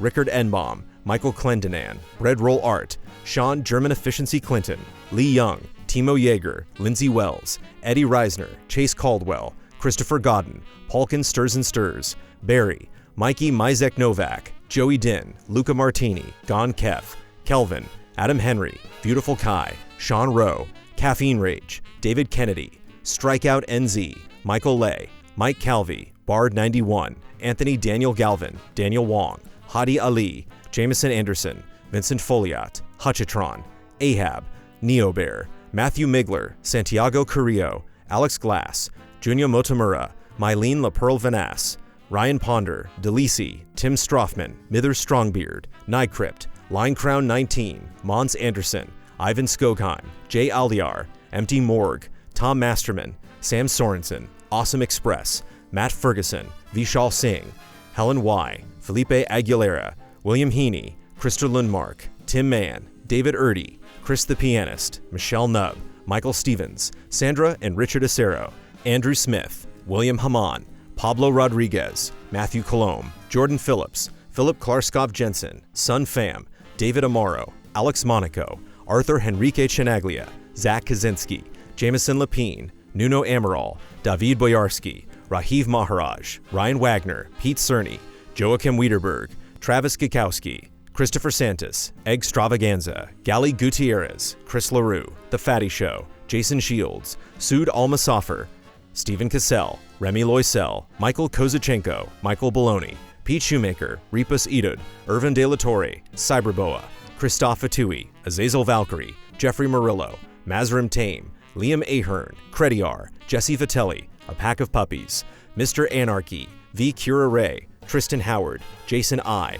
Ronka Q, Sean Cornett, Big Marcus, Andy Marks, Jeremiah Snowden, Materia Addict, Robert I, Will Arrowwood, Tyler Wallace, Julius Garcia, Gustav Strombohm, Christoph Packlinger, Alex Lavanier, Joe Frantic, Nefertiti Jenkins, Malcolm Moschette, Adam, Joel Olson, Quinn Riley, Robert Ori Einerson, Christopher Donnelly, Michael Rebelato, Matt Karwoski, Logan Young, Trevor Thomas, Matthias Clare, Self-Imposed Illegitimate Child, Joel Short, Marco Hernandez, Magnus Rasmussen, Clinton Hayes, Jose Gutierrez, Tense George, Dominic Brown, Chad McIntosh, Bunny Chen, Isaac Swanson, Joey and Kate, Raymond Chow, Ian Anderson, Zahid Hosseini Karami, DanPan 16, C.S. Lewis, Orugachino, Splontot, Ulf himself, Jana, Kim Monk Vonderleith Hagensen Petersen, Colin Hoylman, Thorfkin, Jethrin, Max His Shame Turman, Shanley Ladia, Molly Bittner,